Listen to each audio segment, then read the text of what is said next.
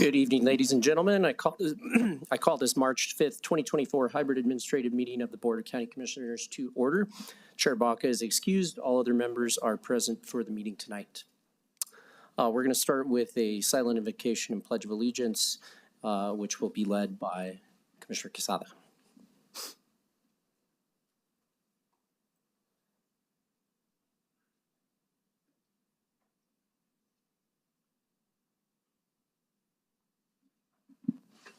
Please stand. I pledge allegiance to the flag of the United States of America and to the republic for which it stands, one nation, under God, indivisible, with liberty and justice for all.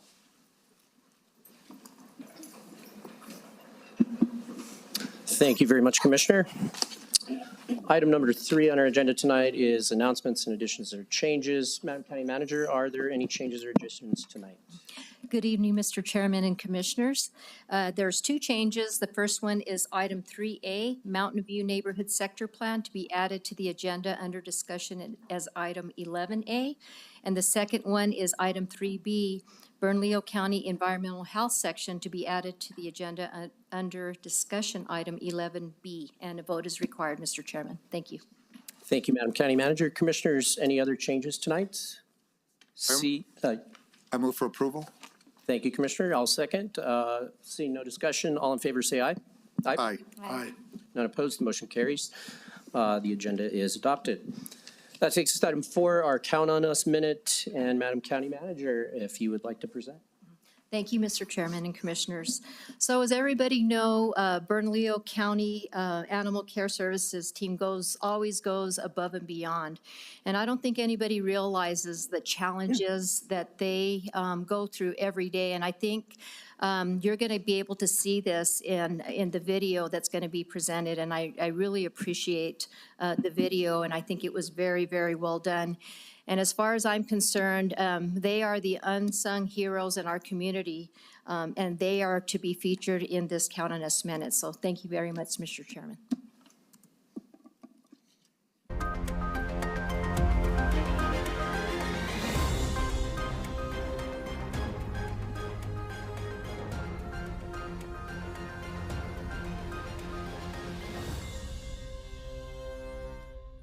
New tonight, the Bernalillo County Sheriff's Office rescued 55 pit bulls from a terrible animal hoarding situation in the South Valley. Severe animal hoarding cases in Bernalillo County have remained in the headlines for months as more and more cases are discovered.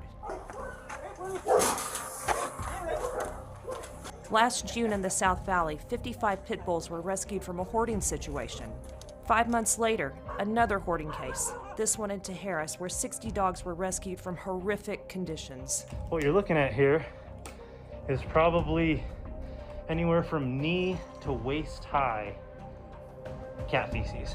So the most recent one was in January. It was in the mountains. There were numerous different animals in the house. There were dogs, cats, birds, livestock. There were numerous different dead animals in different cages around the house. Hearing about the details is horrifying enough. Are you gonna be nice? Being the ones on the scene to rescue and investigate can be crushing. It's hard to go in those houses and see those type of things, but we do have the county chaplain for fire is available to us, and we do have different resources. EAP comes here once a month for all staff, not just officers, if they're having any sort of issues or any, troubles. It is a hard job, not just in the field, but at the shelter as well. A lot of our referrals are coming from either animal care services or our deputies in the field. Maybe a deputy responds to a domestic violence incident and they're like, you know what, there's a lot of animals here, and they report something like that. Some of these have been pretty disturbing. It seems fairly obvious that, they would have known that those conditions were there, and it's just sad to have to kind of pick up the pieces afterwards. 4-year-old Nelda was one of the pit bulls rescued from the house with 55 dogs. She never had the interaction with people. She never had a normal home with a yard, with food available, water available. Pam Harley and her husband are Nelda's foster parents. We brought her home. She was shivering from fright. She hid in the bushes in our backyard for 2 days. She's just fearful of life. And I can't imagine anything going, domesticated, going through life so fearful. She says the emotional scars from Nelda's former life haven't faded. Sadly, her story isn't rare in these cases. So we have ones also that look healthy, they look great, they come in and they're just aggressive, or they've never been handled, they've never been treated, nicely by people, so they don't trust us. And unfortunately, those ones, we have to do other means with those. But it's also traumatic, for lack of a better word, to see the animals that are in these extreme conditions. They're starving. Some of them sadly won't make it. The animals that are rescued are brought to animal care services. When we find out that there's a hoarding case, it becomes very stressful, getting all the medical stuff ready, getting kennels set up, because it affects the staff. It's more animals that we have to take care of, more animals that we get emotionally invested in. It's also, what about the animals that are already in our care that we're trying to work with? It takes time away from them. When they do get better, unfortunately, sometimes the outcome isn't what we would like, and we have to say goodbye to those animals, and that's the hard part. There's definitely aspects of it that stick with you, but it's incredibly rewarding to be kind of part of the solution and being there and getting these animals out. And there's so much good that we see and get to be a part of. We see the animals that recover, and we get to see them be adopted, and we get to interact with them and watch their journeys. If I can make just the tiniest bit of difference and even just a few lives before I leave the department, that's what I want to do. I do this obviously for the animals. That's the only reason why I'm here, is to care for the animals, and it makes me happy to see them go to a home. Yes. If you see something, say something. If you're hearing a lot of animals at a property, you're seeing a lot of animals, definitely say something so that we don't get into these situations where we're taking in 50, 60 dogs at a time.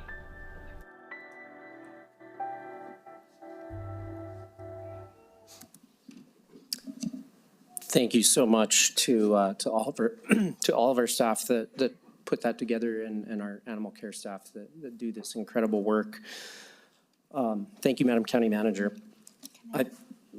Yes, Commissioner Barboa. Thanks, Chair, Vice Chair Olivas. I just wanted to also just extend my thanks to Animal Care Services. I know that's just one incident that we get to see, and you deal with this all the time, and I know our team put such heart and soul into it. So I just want to thank you for your service, for our animals and our people and our whole community. Thank you so much. Mr. Vice Chair. Commissioners, I'd like to say something if that's okay. Director Goodman, go ahead. Okay. I'm Misha Goodman. I'm the director for Animal Care Services. And I just wrote a little something for my team who I'd like to bring up here, if that's okay. Can all of you come up?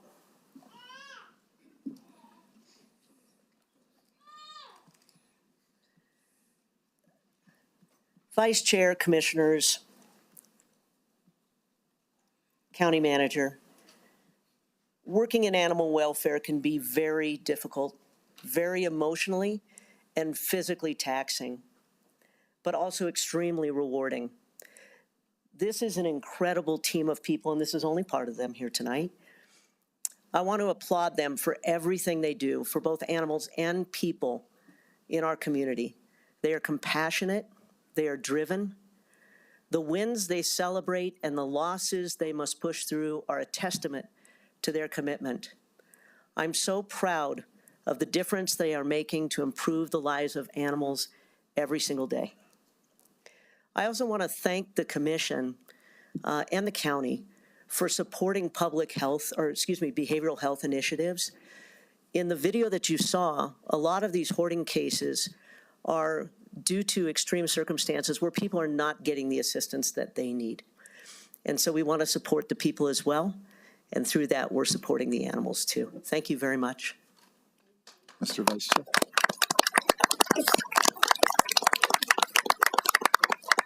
If you guys want to just stay up here, actually, because our next item kind of dovetails into this. So Commissioner Quesada first. Thank you, Mr. Vice Chair. My staff goes every week. and takes pictures, and we do what we can through social media to promote trying to find these animals homes. I'm going to share something with you, and I've been going through, I think they call it PTSD. So I have dogs. I have 4 dogs, but we have 3 feral cats that live in my front yard, and I've been feeding them. And then another cat showed up, a little kitten, and you know, I can't bring it in my yard, and I can't bring it in my house because I have dogs. And I think it was probably at one point domesticated because the other 3 won't get near me. Right? They're very good at taking care of themselves. But this one little cat was so beautiful, and so I didn't know what to do with it, and we were trying to find it a home, and you know, it didn't have a chip, and I didn't know what to do with it, and so I put a little thing out front, not really thinking about what was going to happen, and somehow that cat decided to stay in that box that I put, so I thought it would be safe. And in the middle of the night, 2 stray dogs came to that box. And I have it on camera. And I'm struggling with this because I can't get it out of my head, what I saw. And so I think people need to realize that these animals have souls, and they're precious, and we should protect them. And so what you guys do, I don't think I could do it, because this is just one case that I've experienced in my life, and I'm telling you, I don't ever want to see that again in my life.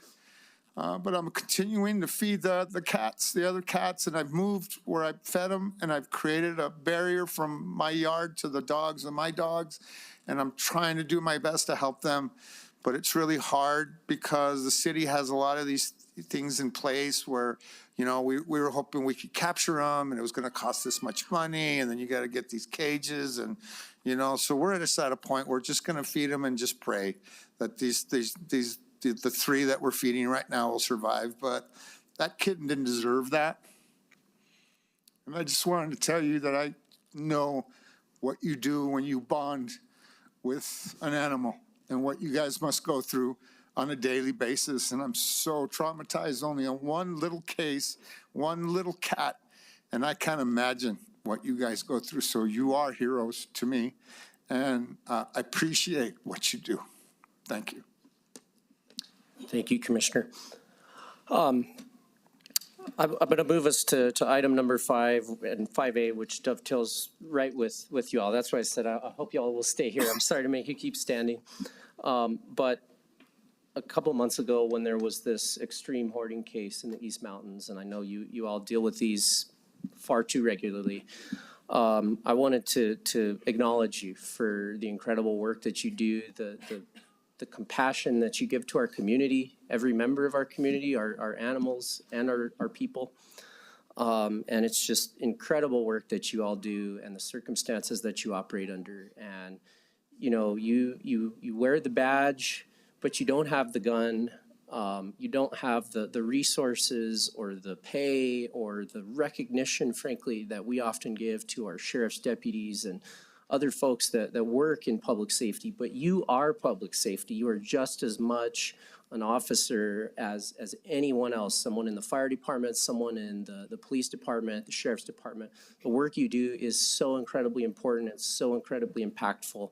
And it's something that stuck with me from the moment that I visited the Animal Care Center when I was first elected, and learned about the work that you do and the conditions that you deal with. And it's just incredible. And I want to acknowledge that. I wanted to do my very small part to say, you know, what incredible work you do, and really challenge all of us up here to, you know, fight for you and fight for the work that you do, fight for our animals, and making this a better community for all of us, especially those four-legged friends and birds and so many others that give us that unconditional love that we just all deserve. So with that, I'm going to try to read this acknowledgement.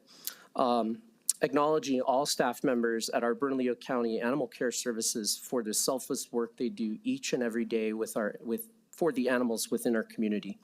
This vital department offers a range of services, including pet adoption, low and no-cost animal health services, animal care assistance and resources, education, outreach, ordinance enforcement, and protection.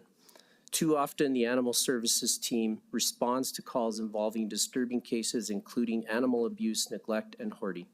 The sights and experiences they encounter in these cases bring a heavy emotional toll, not only on the field services officers, but to every team member who provides care to these animals, such as the veterinary team, the outreach team, administrative team, animal care technicians, and our foster care providers and volunteers. However, they persevere out of their selfless love for animals and the positive outcomes they can make in their lives.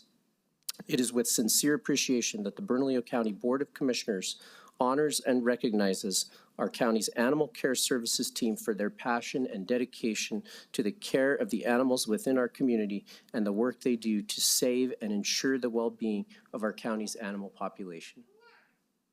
Thank you so much. Thank you.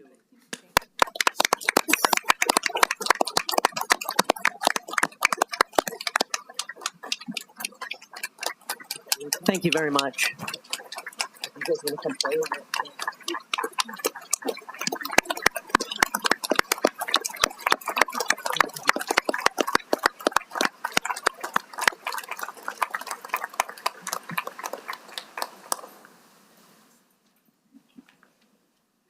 One, two, three.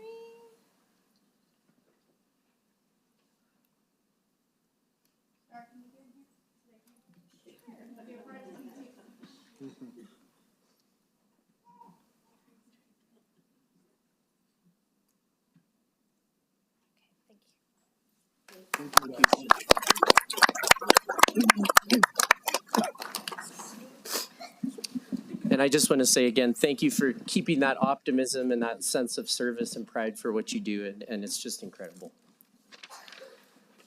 With that, we will move to item B, which is Bernalillo County Fire Rescue Department CPSC accreditation presentation of acknowledgement by Commissioner Benson. Commissioner, you have the floor. Thank you, Mr. Vice Chair. And before I get started on this, I just want to tell the Animal Care Services, my son had asked me where, if he could volunteer anywhere, where he'd like to volunteer, and he said animal care. So keep up the good work and keep being an inspiration to the community. Thank you, guys. Okay, now this is pretty exciting. This is a recognition that is not easy to come by and has taken a lot of work for our fire department, and it's the CPSC accreditation. And so I'd like to read an acknowledgement expressing the county's pride. Bernalillo County Board of Commissioners does hereby acknowledge Bernalillo County Fire and Rescue for achieving international accredited status with the Commission on Fire Accreditation International.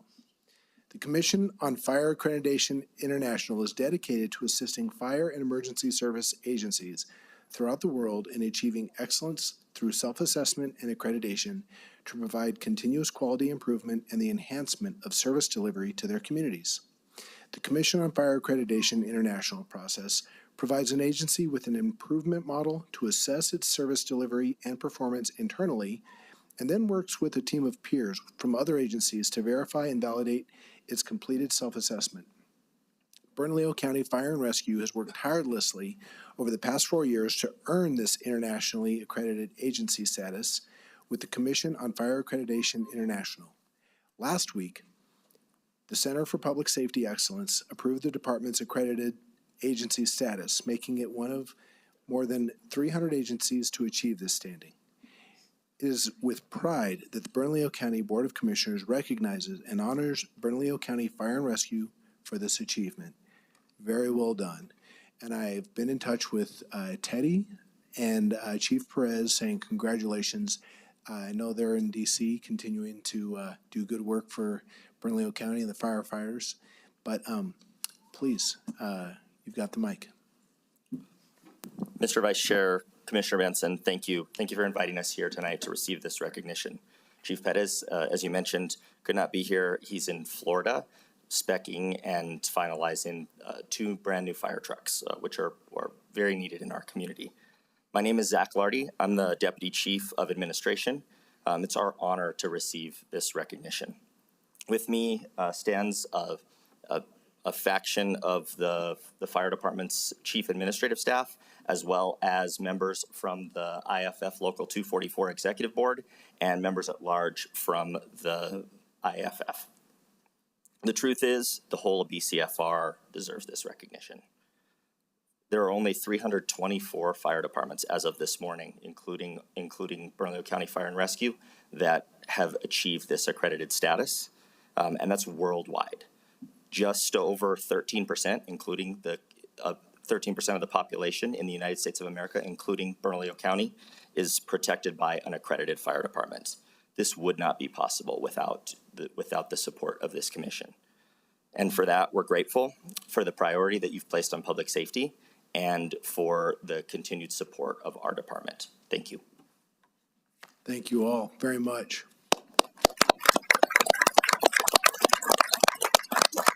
And we'd like to bring you up for a photo, but also I want to clarify that this accreditancy creates a tracking mechanism that they've had to work for to prove that they deserve it, but then also keeps them accountable to keep getting better. And ultimately, the beneficiaries are the community, the residents of Bernalillo County. So this is really a gift that you're giving to the entire Bernalillo County. Thank you, guys. Come on up.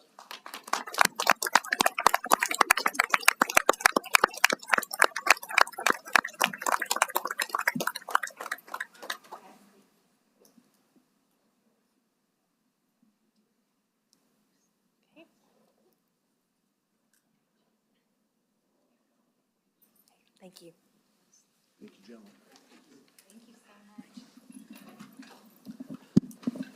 Just want to say a big congratulations to our BCFR and of course our county leadership, Chief Perez and Madam County Manager, for a huge accomplishment. Congratulations. Thank you, Mr. Vice Chair. Yes, I just Commissioner want to say Barboa. quickly, thank you to all of you, and everybody's looking so sharp. Thank you. Looking sharp tonight. Thank you. With that, we'll move, or was this on this item? Actually, it is. I Go just wanted to, I don't know if it was, if they said anything about this, but I think you were working on this for 4 years. And I had the privilege of being there when they received their accreditation. And so when they went in front of the commission, I'm going to tell this community, you all would be so proud. I was very, very proud to have the opportunity to be there. So very, very great job and well done. Thank you.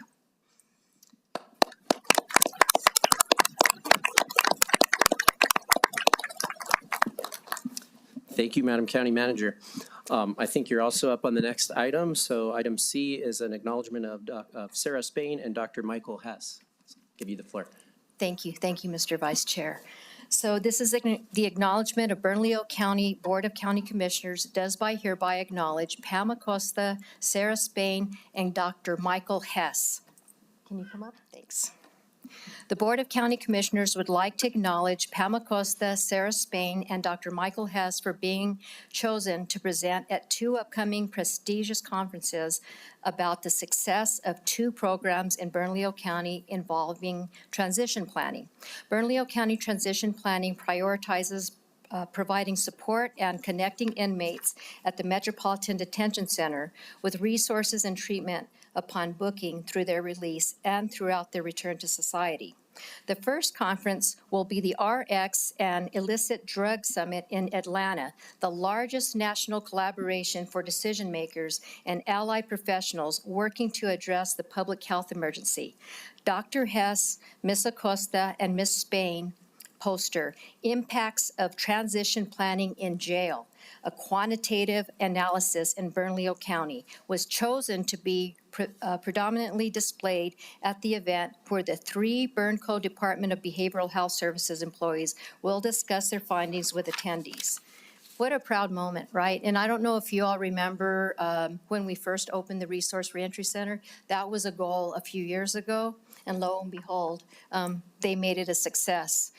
Transition planning for those exiting incarceration has been recognized as an essential best practice, but there are limited studies showing quantitative data on the positive impacts that process has the people of Bernalillo County to be involved in the criminal justice system. Bernalillo County conducted an expanded study and demonstrated that participation in transition planning greatly lowered the number of arrests and average time spent in jail. Dr. Hess, Ms. Acosta, and Ms. Spain were also selected as panelists for the National Center for Mental Well-Being's annual conference in St. Louis, Missouri. It's the most extensive conference in mental health and substance abuse treatment in the country. Their panel discussion will focus on the evolution of Bernalillo County's Resource Reentry Center and each step of transition planning from booking to release. The Resource Reentry Center is a first step for individuals released from MDC. It offers a variety of services and information to help returning citizens reconnect with the community, regain self-sufficiency, and break the cycle of recidivism. The Bernalillo County Board of Commissioners recognizes you for your hard work and dedication to these programs and congratulates you for being chosen to present your findings to important national stakeholders. Congratulations, and thank you, Mr. Chair.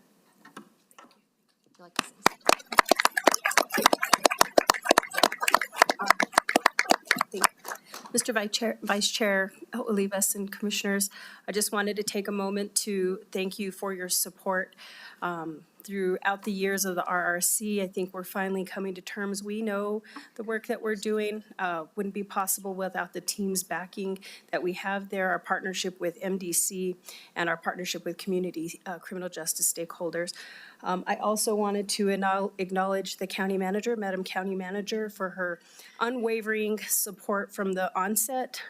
She has trusted us to do our jobs. She has trusted us with this good work and has supported us the entire time. And we wouldn't have that if it weren't for County Manager. So thank you for this acknowledgement. We really appreciate it.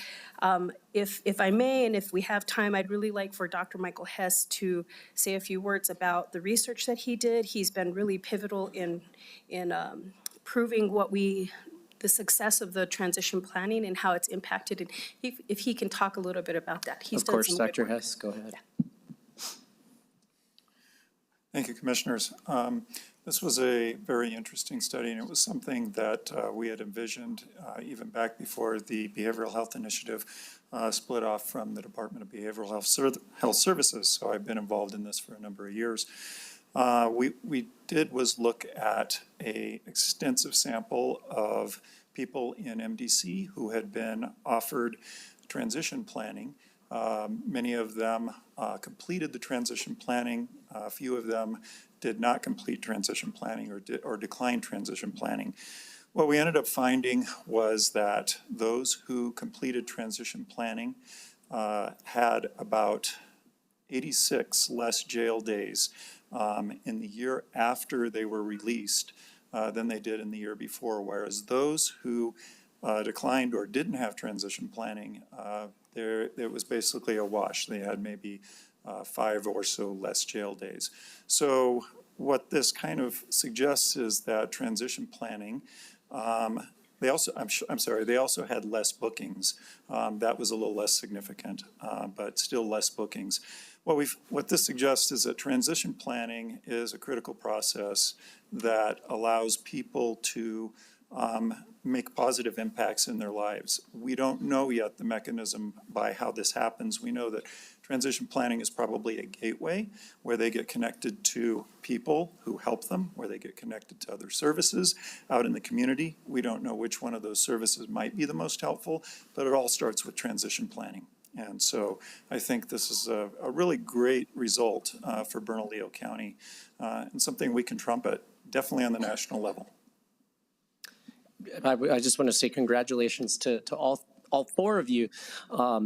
Just a great team here in our behavioral health world. Dr. Hess giving us some great data and always rooted in the data and looking at what it means for how we evaluate our practices. And then Sarah and Pam, you guys have just led the way on so many issues from the RRC to the tiny home village.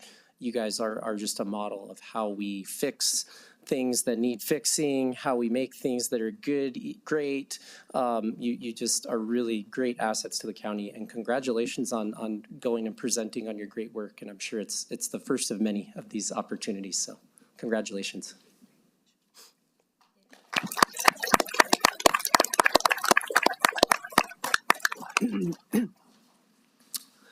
And we have one more proclamation this evening. We have a Public Safety Division acknowledgement of our Emergency Communications Center for Center of Excellence, and County Manager Morgan Baca. Thank you, Mr. Vice Chair. Acknowledging, please can you come up? Thank you. Thanks, Lee. Acknowledging that the International Academies of Emergency Dispatch is the standard-setting organization for emergency dispatch services worldwide. More than 3,500 emergency communication centers worldwide use the medical, fire, police, and emergency nurse triage protocols developed and maintained by the IAED, which are recognized as a standard of care and practice for emergency dispatch and are used in 46 countries. Accreditation from this organization is the highest distinction given to emergency communication centers, certifying that the center is performing at or above the established standards for the industry. Bernalillo County Emergency Communications has been recognized by IAED as an accredited center for excellence for emergency fire dispatching, originally being one of the 10th fire accredited center for excellence in the world. The department, which answers 70 million calls and 160,000 calls for law enforcement and fire and rescue in calendar year 2023, demonstrated strong local oversight, rigorous quality processes, and a commitment to data-driven continuous improvement as part of the process to complete accreditation. It's with sincere appreciation that the Bernalillo County Board of Commissioners honors and recognizes the members of the Bernalillo County Emergency Communications for their dedicated and the life-saving work they provide every day to the citizens and visitors in Bernalillo County. Thank you, Mr. Chair.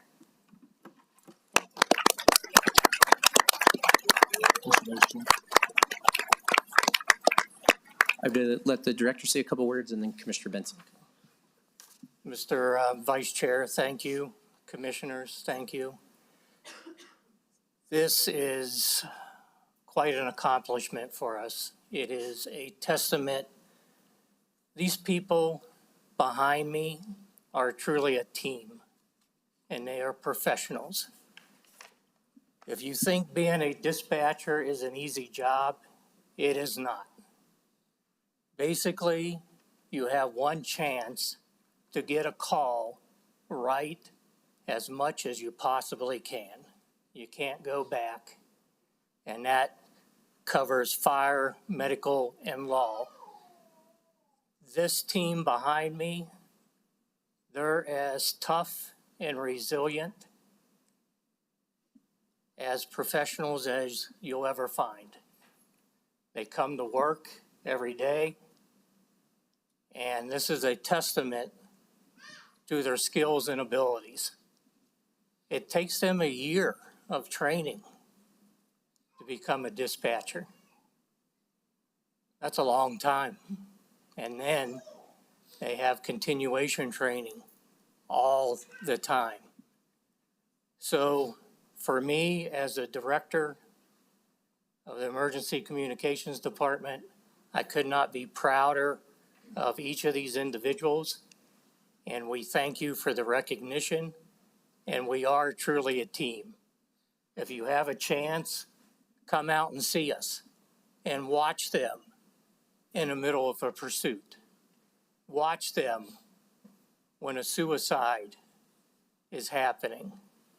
Watch them when somebody's life is in jeopardy and watch them come together as a team. It is truly remarkable. We thank you for the recognition tonight. Thank you, Director.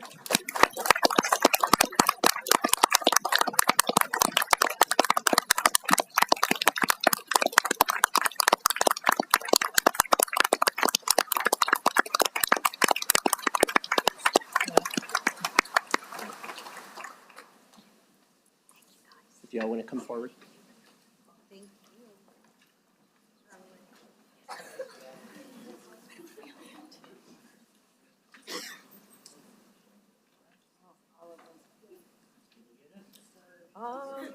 Can y'all scoot in just? Like each other. I think we're good. Okay.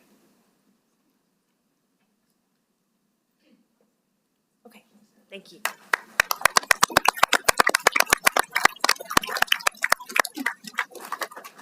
Commissioner Benson, did you still want to say a few words? Yes, please. Thank you, Mr. Vice Chair. Dispatch Center, I just want to speak very highly of this department, this crew, this team. I have toured. Mr. Thompson keeps tours open to anybody who's interested, and I highly recommend it. I think every member of our community should understand what happens when you call 911. They're the first responders. They're the first responders. So a quick story. One time when I went to visit, this was like a Wednesday afternoon. I got to sit in and just listen to the phone call that this dispatcher was taking, and there was a mom calling in a panic, leaving the courthouse because the judge had just announced that the father of their children couldn't have any custody or any contact with the children because he had been abusive. He couldn't take that. He left the courthouse and was racing to the house to beat the mom home. Mom calls up in a panic, freaking out. The lady on the phone was so professional.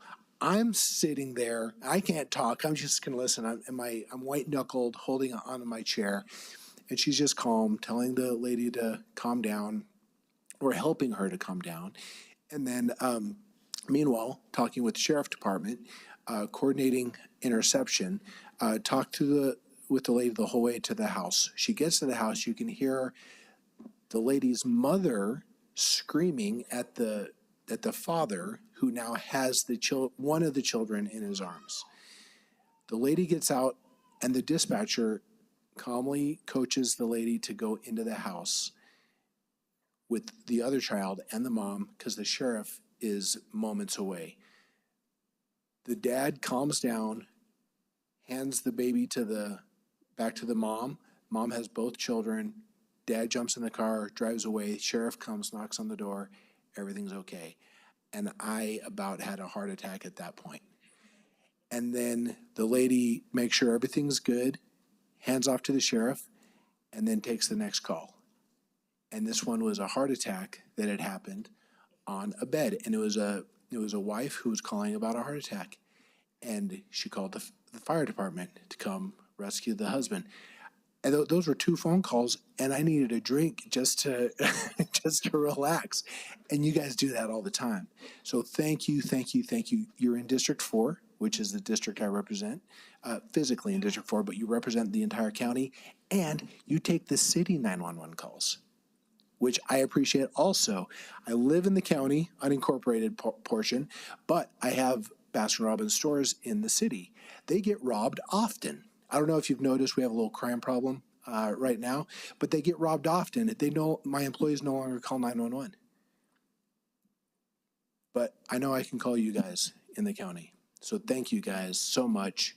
Keep up the good work. Thank you, Commissioner. And I just want to say, closing out these proclamations, just a real tour of the heroes of our community tonight, from our animal care to our dispatchers, our behavioral health, of course, our firefighters. I think it just showcases the really great work that your government here at Bernalillo County does, and the wonderful services that we support. We know that nothing is perfect, but man, we've got some great people working here doing some amazing work that's just amazing. So thank you to everybody here, and thank you to everybody that led these proclamations tonight. So I've got a couple of statements that I've got to read here from the closed meeting we held earlier this afternoon. I offer the following statement regarding the closed meeting held Tuesday, March 5th, 2024 at 2:30. Only those items described on the published notice and agenda for the closed meeting held on March 5th, 2024 were discussed at the closed meeting. I need a motion for approval of the statement. Move to approve. We have a motion and a second. Any discussion here? Seeing none, all in favor say aye. Aye.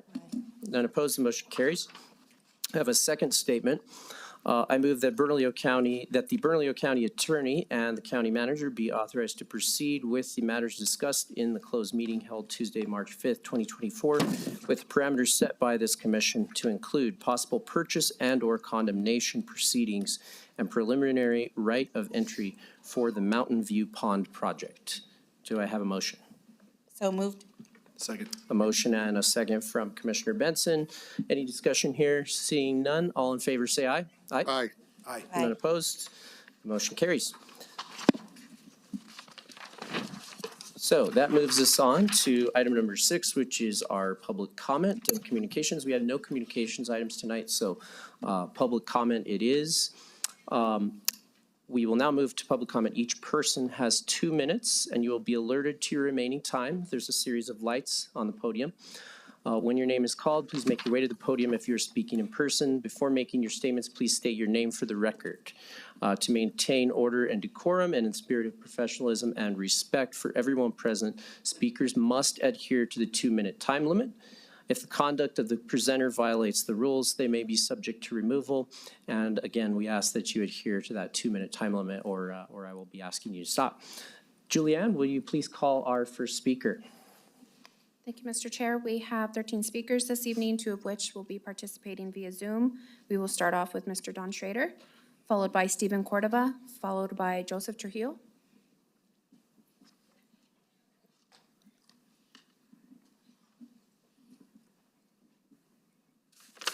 Don Schrader. My mother was my all-time closest friend. After she died, my dad became in some ways the living person closest to me. My mother and dad sadly were miserable cellmates in the prison of their marriage for 48 years until my mother died. I wish they had separated. They might have become good friends. If my mother had had passionate romance and sex that she needed, wanted, was capable of, she probably would never have become terribly addicted to ice cream, cake, cookies, candy she hogged out on. From 98 pounds when she got married at 26, she ballooned to 270 pounds in her 50s. My mother was full of life, young at heart, but she suffered hell in her body for 30 years. If my dad had had passionate romance and sex, he might not have been a workaholic, suffering asthma and heart disease for many years. Why stay in a marriage if both of you are miserable year after year? We can learn lessons from our parents' lives long after they die, until the day we die. My Channel 27 weekly TV program is also on YouTube at Don, that's D-O-N, Schrader, S-C-H-R-A-D-E-R.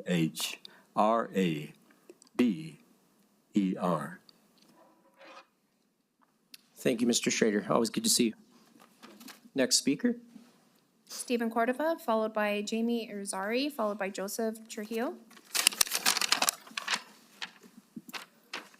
Vice Chair, Commission, thank you for your support and continued support and the proclamation given to Fire and Rescue earlier tonight. My name is Stephen Cordova, and I am a Lieutenant Paramedic with Bernalillo County Fire and Chief Steward of IFF Local 244. Tonight I want to share a story that resonates deeply within our department, a tale of dedication and sacrifice. When new members join, they're fueled by a passion to serve their community, driven more than just schedules and benefits. However, as time goes on, many find themselves grappling with financial strain, taking on extra shifts to provide for their families. Despite their unwavering dedication and commitment, they feel undervalued by their employer. While IFF Local 244 recently negotiated a longevity change to support our members, the increasing cost of living outpaces our earnings, leaving us to struggle to make ends meet. Our dollar simply does not stretch far enough, compelling us to seek additional sources of income to cover basic needs. We're not seeking riches, just the ability to support our families without juggling multiple jobs. Our profession demands an additional 900 hours a year when compared to a standard work week. I urge you to remember that your most valuable asset is your employees and implore you to invest in us, the ones who put their lives on the line daily to ensure the safety of the community. Thank you.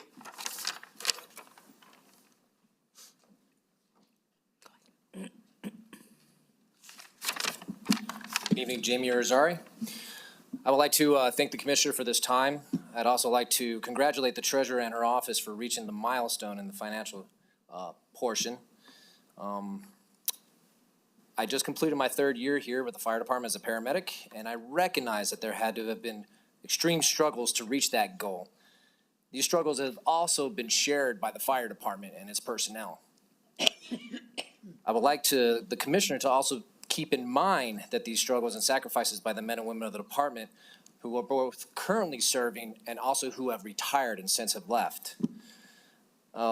Bernalillo County commissioners, just like the fire department ourselves, we all were driven to do one thing and one thing only, which is to serve the people of Bernalillo County selflessly. However, I believe that reinvestment into the fire department financially to help with those struggles that we have had, not only myself in the past 3 years, but for all the other ones that have been here longer than me, would help alleviate some of the stresses that we carry home to our families. Also, this would help reinforce the department by giving us the opportunity to be better at recruiting candidates, also maintaining proper retention of current firefighters, and also boosting morale. Once again, that having a stronger workforce comes down to basically making sure that our needs are met financially also. Thank you guys for your time. Joseph Trujillo, followed by Joseph Lane, followed by Champagne Bustos. Good evening, Vice Chair, Commissioners. I'm Lieutenant Joseph Trujillo with the Bernalillo County Fire and Rescue and a steward of IFF Local 244. I stand before you to advocate for competitive compensation increases for our firefighters. These professionals serve our community with unwavering dedication, putting their lives on the line during emergencies. However, their salaries lag behind comparable public safety positions in Bernalillo County. This disparity, coupled with a rising cost of living, creates financial hardship for those who protect us. Many firefighters cannot afford to buy homes in the community they serve, even struggle to pay rent. Firefighters aren't just suppression specialists. They're the community's first responders in a vast range of emergencies, including medical crisis, hazardous materials, and technical rescues. When people are in need or when situations overwhelm law enforcement, utility companies, and other agencies, they turn to the fire department. We're always there, ready to adapt and solve any problem. Maintaining competitive wages is crucial for attracting and retaining the highest caliber of firefighters. When we fail to do so, we risk losing experienced personnel to neighboring departments with better compensation packages. This directly undermines the strength and capabilities of our own fire service. Vice Chair, Commissioners, a fair wage increase demonstrates that we value firefighters' contributions and well-being. It signifies our commitment to a well-equipped and well-staffed fire department vital to the safety of Bernalillo County. I urge you to consider the vital role our firefighters play and invest in them accordingly. Prioritizing raises is an investment in public safety and in the future of our community. Thank you.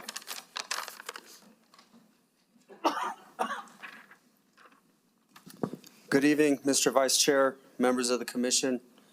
My name is Joseph Lane. I'm a lieutenant with Bernalillo County Fire Department, and a member of local IAFF 244. I stand before you today representing all Bernalillo County Fire and Rescue members. We are dedicated members of this community, a community that relies on us in a time of crisis. As firefighters, we proudly serve this community with unwavering commitment and courage. I stand before you to address a critical issue that affects us and the well-being of our families. A challenge we face ensuring that our families are adequately supported during our careers and beyond. The current wages we receive simply do not align with the rising costs within Bernalillo County. As individuals, we all have to plan our financial journey during our careers. One obstacle we can overcome is being able to invest some of our wages for the life after this career. 15% of your paycheck is recommended to investing towards your retirement. With current wages across all ranks on Bernalillo County Fire and Rescue, we're not able to secure the necessary funds for financial stability. The nature of our profession exposes us to significant health risks, with heart attacks and cancer being the leading cause of death among firefighters. The exposures we endure throughout our career requires us to take proactive measures to safeguard our health and well-being. Financial preparedness plays a crucial role in acquiring quality health and treatment when needed. With proven higher medical insurance post-career for firefighters, we are unable to invest towards our financial safety down the road with our current wages. Mr. Vice Chair, members of the Commission, thank you for your time in considering a fair wage with all Bernalillo County Fire and Rescue members and their families. Thank you. Champagne Bustos, followed by Derek Randall, followed by James Jaramillo.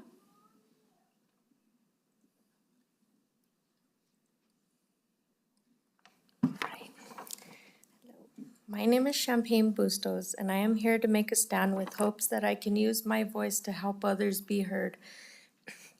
My main goal right now is to help those that are incarcerated and seeking ways to make MDC a safer and more organized detention center. The amount of abuse, neglect, and deaths that have occurred in this facility is very alarming. If MDC does not have the staff and proper training to keep their inmates safe and alive, something must be done. What resources can be utilized to create a safe environment inside of the jail? How can we help these inmates and staff become better? We need to get mental health care in order at this facility. We need counselors, therapists, and psychiatrists in MDC to help inmates and employees. MDC as a whole needs to make sure that they are not only physically but mentally capable and prepared to deal with these inmates who are also somebody's son, daughter, parents, family, and friends. My brother-in-law was one of the inmates that recently passed away. And I'm not here to point fingers, and I don't want to bring anger. What I want to do is see how I can help and who I can get in contact with to make a difference. I appreciate all of your guys' time. Thank you. Thank you.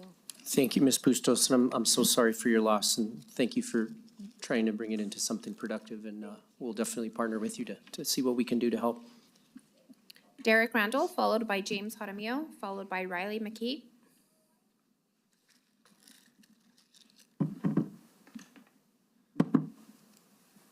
Mr. Vice Chair and County Commissioners, I appreciate your time. My name is Derek Randall. I'm a apparatus engineer with Bernalillo County Fire and Rescue, also a steward for IAFF Local 244.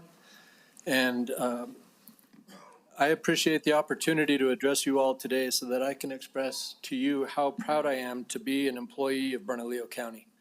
Not just Fire and Rescue, but the county as a whole.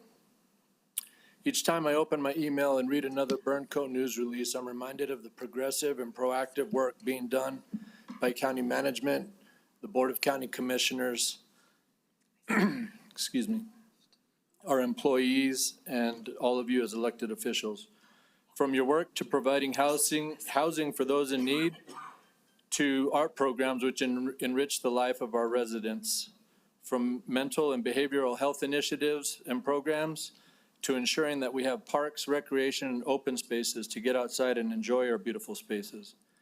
Every challenge and crucial issue that we encounter as a county is met head-on by this organization by this government, and I appreciate that, and it makes me proud.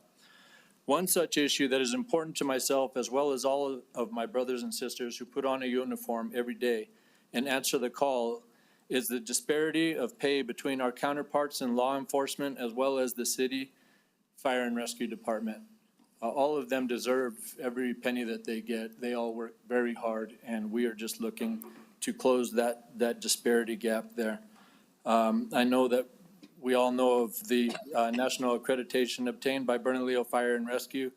I would like to thank Bernalillo County Fire and Department or Fire Administration for the hard work that they put in. Chief Lardy, Chief Perez, Captain Ortolano. I know they've been working very hard on that for a very long time, so I appreciate that. Thank you, sir. Appreciate your comments. Thank you. James Jaramillo, followed by Riley McKee, followed by Rudolph Serrano.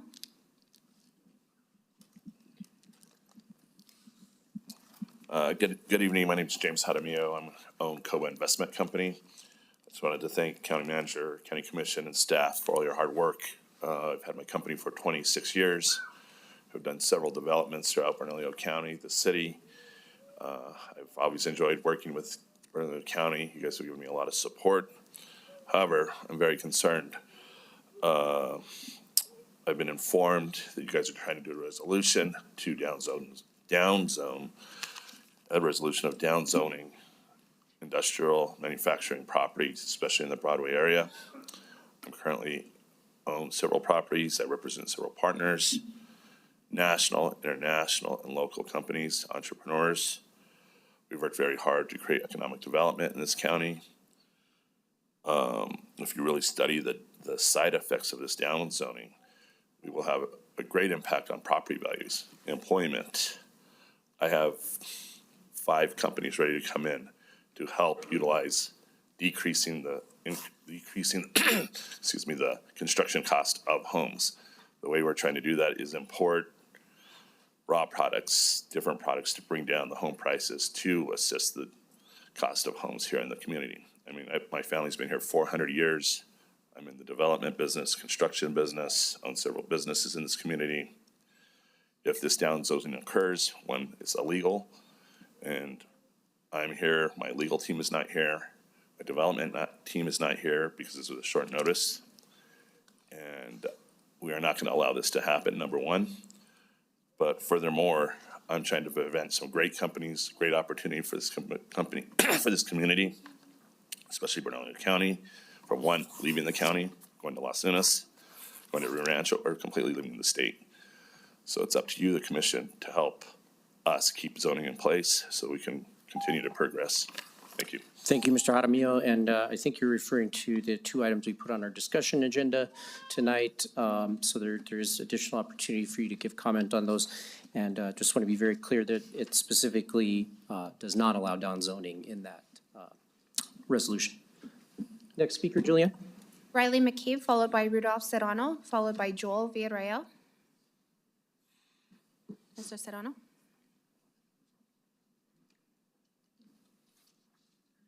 Vice Chair Olivas, members of the council, we're number 1 finally. We're number 1, and I want to thank the lesbian and gay community because we are number 1. And I'm talking about STD cases in the nation. You know, we got more infections in Albuquerque area than anywhere in the world. We did it. But the problem is that they're also taking our children with them.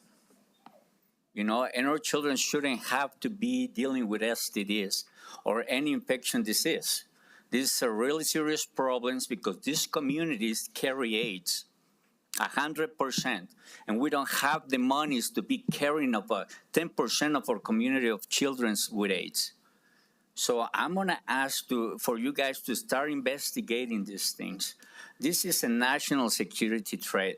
We're the number 1 objective for a terrorist attack. According to the FBI study, we have 350 terrorists that cross the open border, and there are a lot of them here. What are you going to do when these people rapes a little terrorist boys, a little Hamas boys, and infecting with STDs. What are you gonna do when a lesbian woman infects one of our Muslim women with STDs and she comes home and the father finds out? These guys don't take no jokes. They will shoot anyone. So we have to start figuring out how much of this community is safe in our community. 10% shows that it destroys it. The Holocaust was 10% of gay people. So we have a number to carry on. We have to start talking and saying how much or where is enough. And I hate that vibe, but that's the vibe that is coming out there, man. But have a great evening. Joel Villarreal.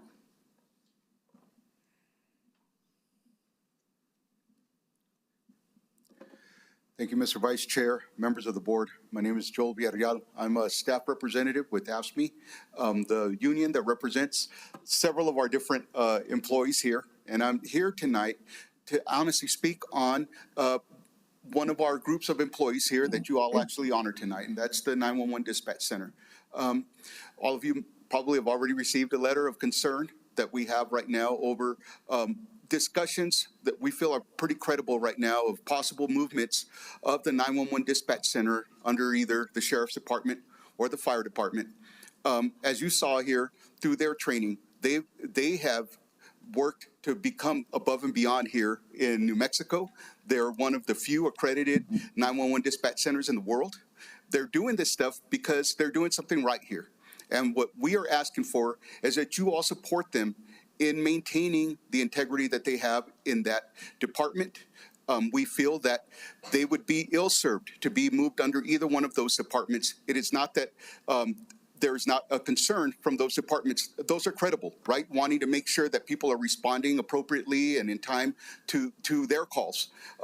We just feel that if one of them gets placed under one of these departments, there may be a tendency to either give special treatment and not to knock on anybody, but I think out of just natural tendency there to make sure that your department is being taken care of versus another. And even if it's not, to even foment that kind of potential, the appearance of a conflict there from the other agency that may not feel that they're getting heard enough in there. So, but we would ask of this commission is that if this is actually being contemplated, that you all please maintain the neutrality of this department and keep it where it's at right now as a neutral entity being able to serve both of those agencies. Thank you.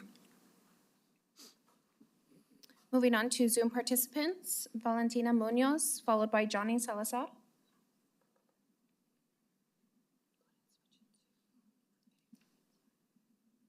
Good evening, am I on? Yes.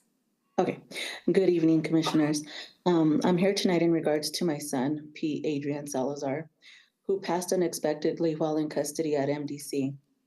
As MDC being my topic and fighting for justice for my son, I'd like to recognize the importance of the inmates being housed at MDC and the neglect that they receive on a daily basis.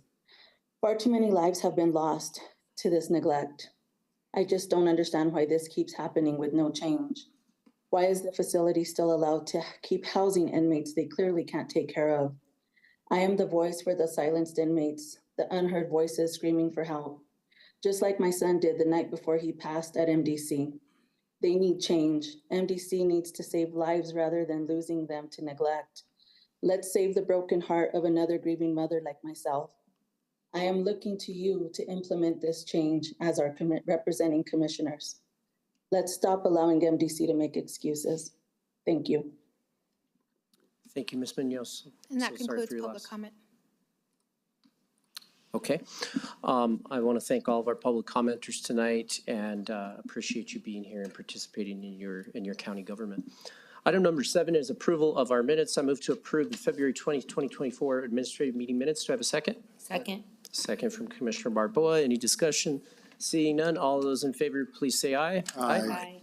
None opposed, the motion carries unanimously. Item 8 is our consent agenda. Madam Clerk, could you please provide a resolution number for item 8C? Yes, sir. AR 2024-9. 2024-9. The consent agenda has been published and made available to the public. Therefore, I move approval of the consent agenda. Do I have a second? Second. Second from Commissioner Mr. Vice Quesada. Chair. Any discussion here? Yes, I'd like Yes, to Commissioner comment. Benson. Thank you, Mr. Vice Chair. I just want to point out that Mr. Unthank is being appointed tonight to the Planning Council of DWI, representing substance abuse treatment. We actually recognized him prior meeting incorrectly to the community safety traffic, so this is just technical correction. But Mr. Unthank, he's great. And then also, I just want to thank Judge Geraldine Rivera, Mr. Vice Chair. She's volunteering for the Older Americans Advisory Council, representing at large, and she's fantastic as well. So I just wanted to thank both of them again. Thank you. Thank you, Commissioner. Any further discussion on this? See none. All those in favor, please say aye. Aye. Aye. None opposed. The motion carries unanimously. That takes us to our adoption of resolutions. And first off, Madam Clerk, could you please provide resolution numbers for items 9A and 9B? Yes, sir. 9A1 is FR 2024-10. 9B is AR 2024-11. Great. Thank you, Madam Clerk. And our first item is economic development, our I-40 Trade Port Corridor Regional Infrastructure Accelerator Grant. And we have Executive Development Officer Marcos Gonzalez to present. Mr. Chair, apologies for the interruption, but we need to correct the record on the resolution for 8C. The sequence should be 26, I believe.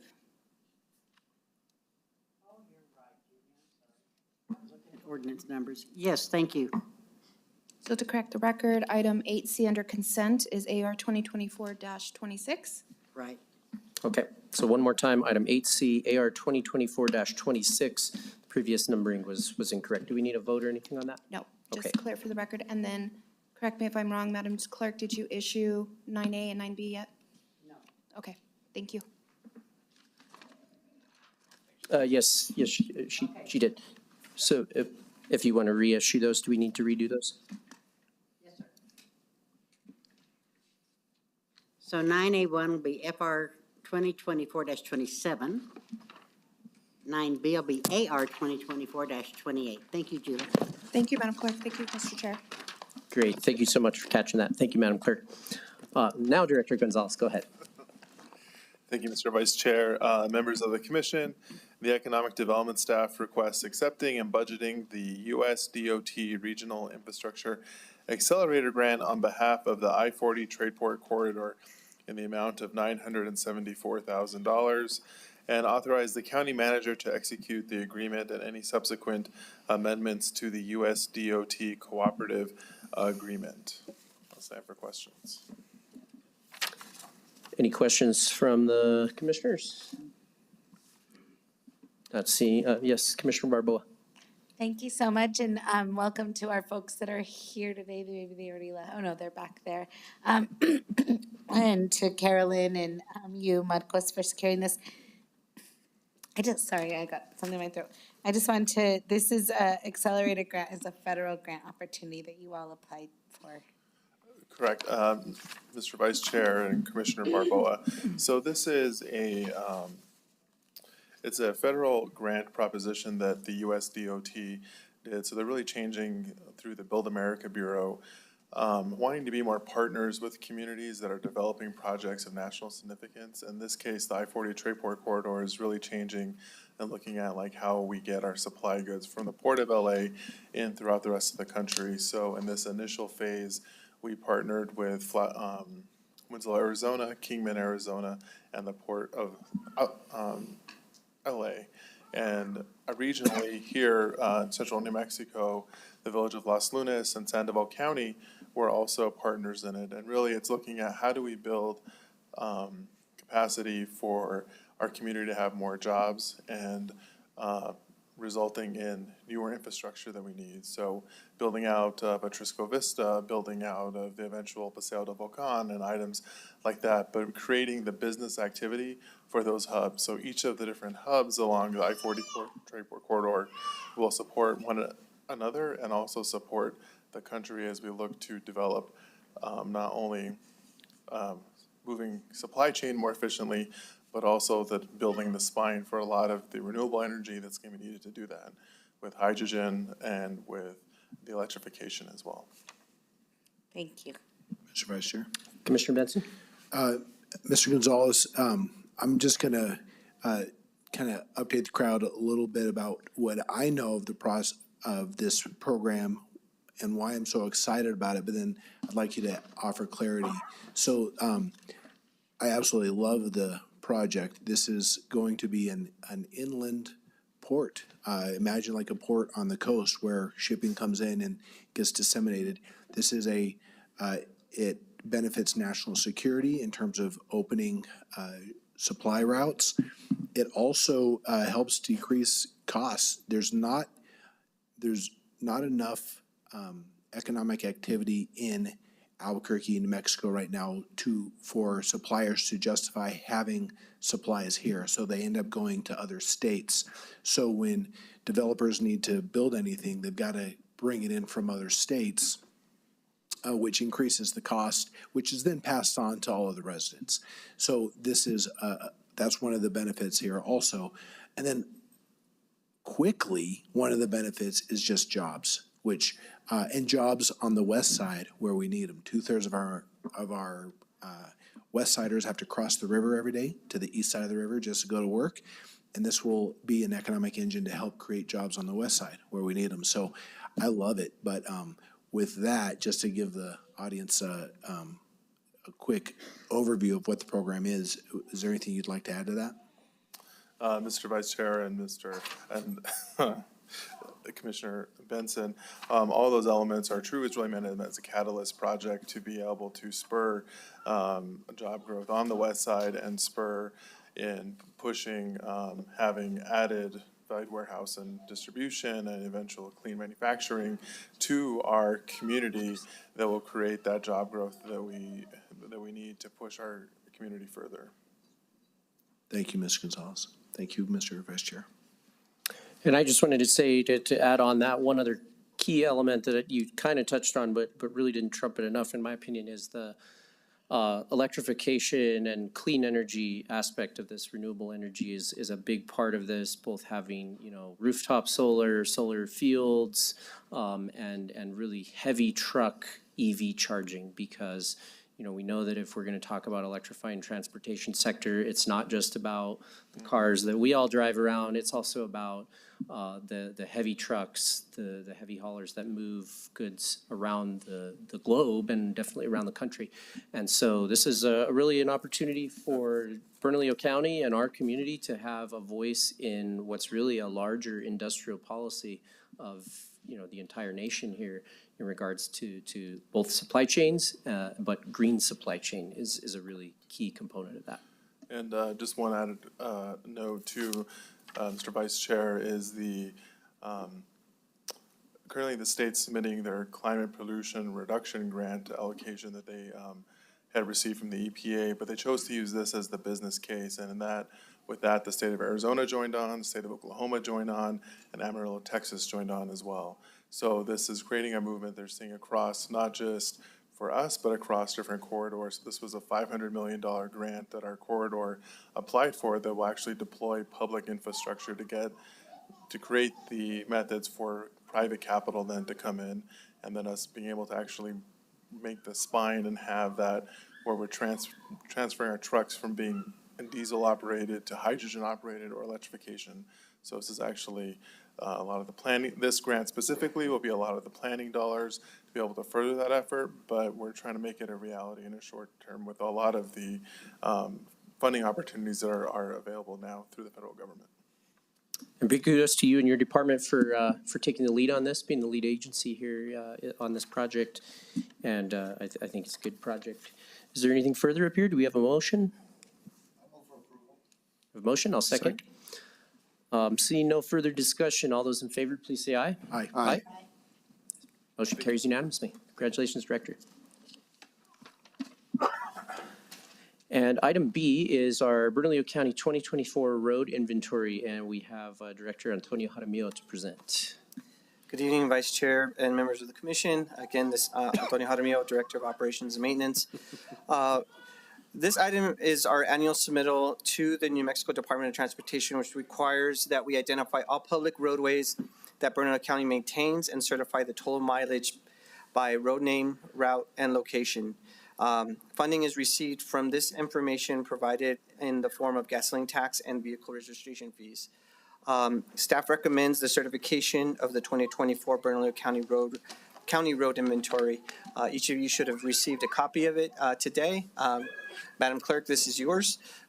So I just wanted to provide that for you. So I stand for any questions. Thank you, Director. And I ask that this item be moved off of the consent agenda to really just highlight the amount of infrastructure that we maintain as a county. These are county roads. Just to highlight, I know Commissioner Quesada and we're going to have to go out and measure sidewalks sometime and see who has more sidewalks in their district, because I'm pretty sure I have less, if you just talk about the county portion. The unincorporated portion. Exactly. So, I've got 307 miles of county maintained roads in District 5, which takes the cake. And then Commissioner Quesada is number 2. I think your roads are probably more heavily utilized than those in District 5 just because of the population density. But that actually makes my challenge in District 5 even harder because we have, these are a lot of mountainous, rural roads, gravel roads, dirt roads. And you may have a road that's 4 miles long and serves 15 properties. And, that same road in the South Valley might have 1,000 properties. So it's very difficult to advocate for this infrastructure and try to maintain those roads in a safe way. I know our department does the absolute best they can with what they've got, but I really just wanted to use this opportunity to highlight the sheer number of miles across the county that we maintain and the difficulty of maintaining some of those in the face of our gas tax that has, the revenues from that have basically been declining a little bit over time. Our motor vehicle excise tax also basically stagnant. So we've seen, revenue that's coming in here really flat or kind of declining. And yet the cost of asphalt, the cost of culverts, the cost of labor has skyrocketed. And so I think it's something this commission really has to be aware of and thinking about as we think about budgets, as we think about capital outlay, and just as we move forward to make sure that we're maintaining our roads in a safe way. I'm excited. Thanks for the report. So, sorry. Commissioner Quesada. Mr. Vice Chair, I guess the only thing I would say is I think it's a little cheaper to do gravel and dirt roads than it is to do asphalt road. I'm not arguing with you, sir. I agree with you. You have a big job also.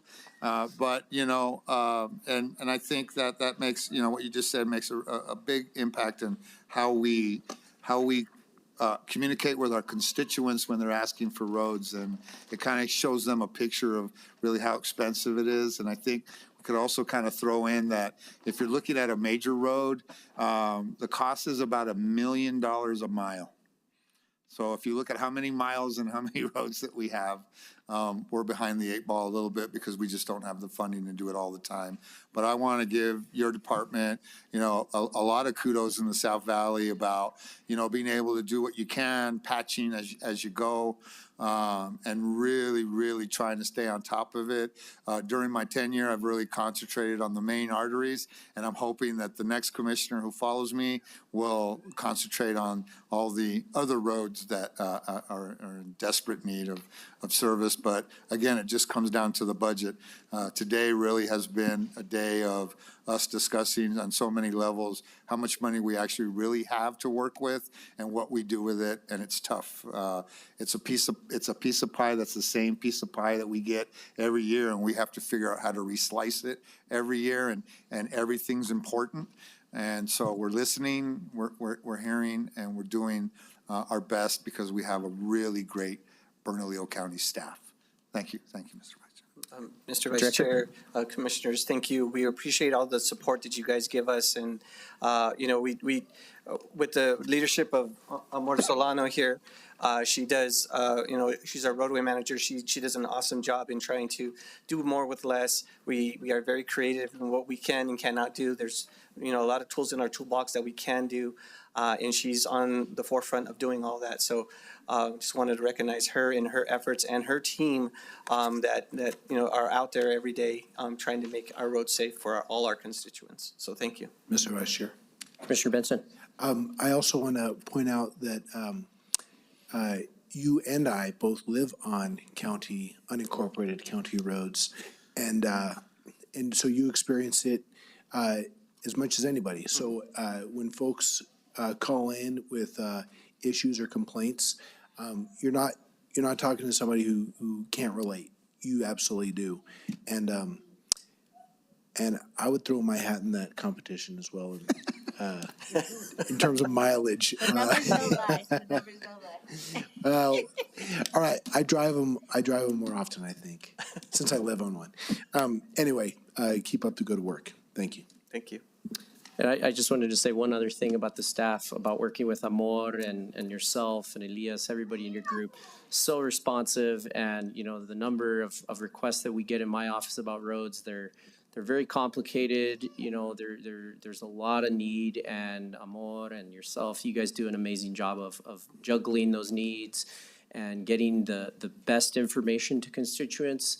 It really amazes me how often we give above and beyond, giving information about what the needs are, what the status is, and I just really appreciate that. And the innovative, the chip seal program and the fog seal program. I think we're really moving in the right direction to try to maintain some of these assets and preserve them in a way that acknowledges the safety impact that it has. But it's a huge job. So with that, I move approval. Do I have a second? Second. Any further discussion? See none, all in favor say aye. Aye. Aye. None opposed, the motion carries unanimously. Thank you. All right, and we have one item on approvals, item number 10, the McClendon proposed stipulated order for call buttons. County Attorney Martinez. Thank you, Chair Olivas and members of the commission.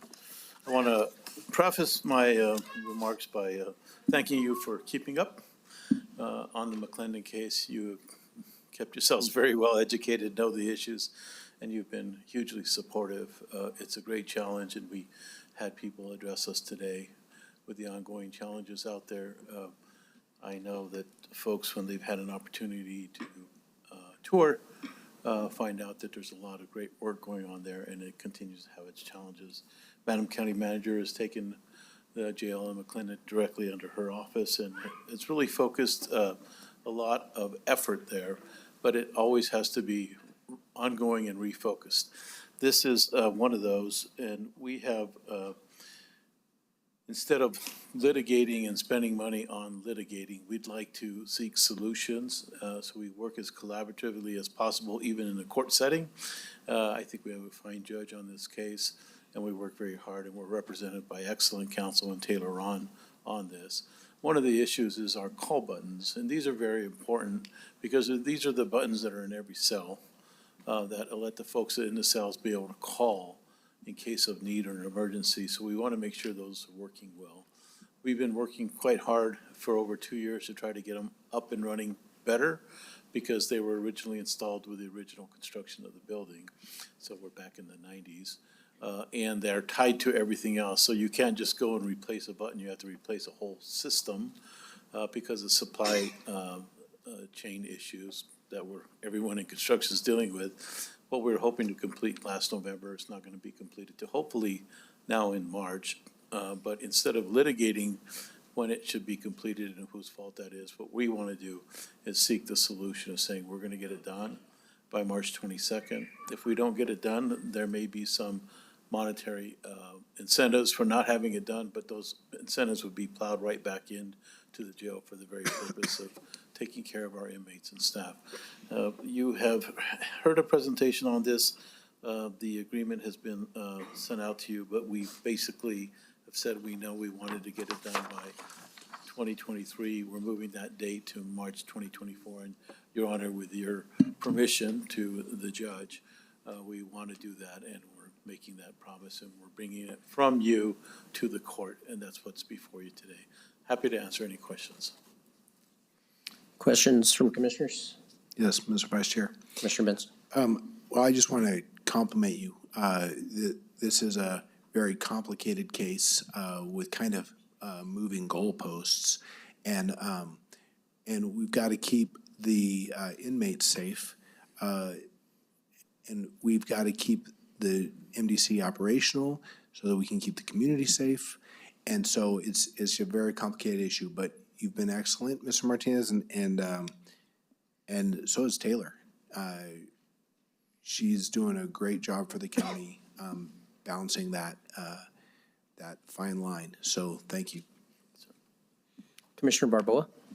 Yes, I just wanted to also, thanks for these efforts to get our facilities up to what they need to be, both for our staff and the detainees in our care. And yeah, just like you said, we heard from those folks that have lost loved ones or have, suffered through those things. So I'm glad we're getting up to par. Thank you for those efforts.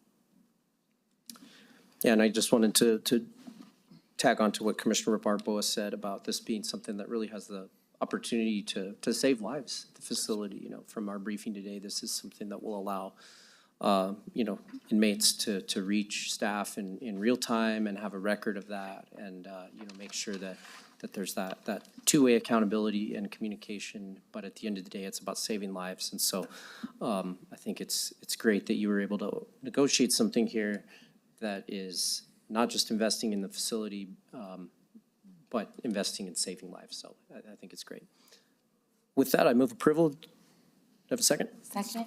Second from Commissioner Barboa. Any further discussion? Seeing none, all in favor say aye. Aye. Aye. Thank you. Motion carries. Thank you, Mr. County Attorney. And that takes us to item 11, our discussion. We have two items here. And the first item is going to be our Mountain View Sector Plan. I'm co-sponsoring this with Commissioner Quezada, who represents the district, so I will let the commissioner take the lead on introducing this, or if we have planning staff that wants to discuss as well. Yeah, we do have staff, I believe, here, but I'll just open with some remarks. A sector plan is a plan, and I've always really been working on that as a commissioner to make sure that that as we grow out and as we look at parts of my district, that we actually put a plan together. This in no means downzoning anybody's property at all. You can't support that because it's illegal. And we already have limited money. We don't need another lawsuit and to drain more of our funds. A sector plan, though, is something that really, I think, protects both sides of the community, the business community and the residents that live there, to make sure that we're staying true to what a plan development looks like. And that's what we're trying to concentrate on right now. What we want to do through economic development is incentivize bringing in clean industry, trying to change the atmosphere of what's happening on 2nd Street and Broadway and the Mountain View area. That's been my goal and my plan since I started as a commissioner, to make it look more like the Journal Center, right? So when you fly into Albuquerque, you look down and you see a city growing and booming and providing opportunities for its residents. That's what we want it to look like. And look, if you want to buy property and downzone it yourself, that's on you. There's people who are doing that right now. We have Yes Housing that has moved into 2nd Street that is bringing in affordable housing and mixed use types of work that's going on, and different types of development. And they have chosen themselves to change it from one M1 to another down zone so they can do that type of work. That's up to the owner of the property to do that. That is not up for government to ever do that. So that could take place, but that would be done by the individual owner of the property. So that was my whole hopes for the sector plan, and to really kind of be guided. And we're going to do meetings. Me and Commissioner Olivas want to do meetings with the neighborhood associations, the residents, and all the business owners that live and have properties in those areas. So that way we come together and really do sort of a master plan, right? Something that looks as well as Mesa del Sol, right, that has a good kind of game plan, that has, you know, the uses and that benefits all people who live there. Because historically, it's been done, it's been, you know, M1, and that's where all the industry has gone 100 years ago. But we have grown as a city and as a county, and we really have to look at what's the plan in that area and how are we going to move forward in a realistic way that both sides are sitting at the table. Thank you, Mr. Vice Chair. And Nick, if you have anything else to add to that, that would be great. Vice Chair Olivas, members of the commission, good evening. Nicholas Ham, Director for Planning and Development Services for the county. I think Commissioner's comment about wanting to work with all sides is a point that's very well taken with the staff. From our perspective, we see this as an opportunity to really sort of change the tone of the Mountain View community. And the old adage about the rising tide lifting all boats, I mean, maybe that's naively optimistic, but that's really what we would like to set out to do here, to elevate the quality of life for the folks that live down there, to leverage some of the cultural resources that are down there in Valle de Oro and the Bosque and the community centers that the county operates. While simultaneously, hopefully elevating the prospect of incentivizing new businesses and really sort of finding the future of industrial zoning down here. It's a unique opportunity. A sector plan is a tool that I think is the best at our disposal to accomplish that. Some of the comprehensive plan that we're going to bring to you all at your next hearing, it really sets the stage for things like this. The county's framework is unique from the cities in that now we can continue to do rank 3 planning or sector planning. So I'm optimistic. It's something that we've already sort of started to embark on. We started to reach out to relevant stakeholders in the area to start to set that meeting series that you've talked about. And I appreciate the commission's attention to this issue. It's something that's been on the planning department's radar for a long time. It's an initiative that unfortunately just didn't quite make it over the finish line around 2006, but we are undeterred. We resolve to do something meaningful here that's respectful of all of the stakeholders that are down there and really does try to do something that finds the highest and best use of this area and squeezes all of the potential that I believe that there is out there to be found. So commissioners, I'll stand for any questions. Thank you, Director. And I just wanted to chime in and kind of say my piece on this. It's something that I'm really interested in supporting because, you know, we've heard this outcry in regards to the Air Quality Board and all of these other sort of issues about issues in the Mountain View area specifically. It's not the only one, but it's really the one where the county takes the lead. You know, there's East San Jose, Greater Gardner. There's other areas where there are concentrations of industrial zoning that you know presents issues for neighbors that live in those areas. But this is really our area. You know, the county has jurisdiction here, and so we have sector plans across the county, right? The closest one, I believe, is the Sunport area sector plan, which is a newer area, but again, helping to guide development, offer incentives, offer just a guide, right? A framework for development and for property owners. It doesn't alter the zoning. A sector plan doesn't change zoning, though it may offer incentives or it may offer, you know, a path to if this, then this, right? But it doesn't change the underlying entitlements. If an owner bought a property with M1, we're not talking about changing that, and I want to be very clear about that. But at the same time, you know, I think we're listening to the community. This is a community that's been crying for help for decades, really, and saying, you know, we want a more managed approach here. We want the county to take a thoughtful, planned approach, and that's what we're talking about doing here. And I think this sets a very reasonable time frame. You know, this is a 24-month time frame. Frankly, I'd like it to be a little faster, but I'm learning how government works. So, you know, we'll take what we can get. It gives the commission a 12-month update. It has that public input component, and the public includes residents, and it includes business owners, and it includes property owners, and, you know, everybody can be part of this discussion.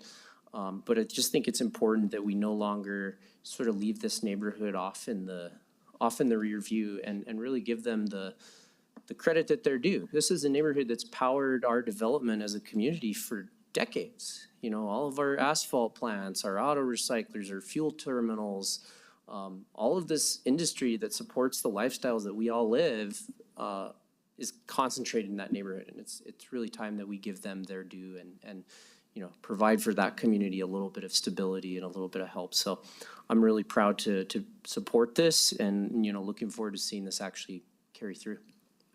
Yes, Commissioner Barboa.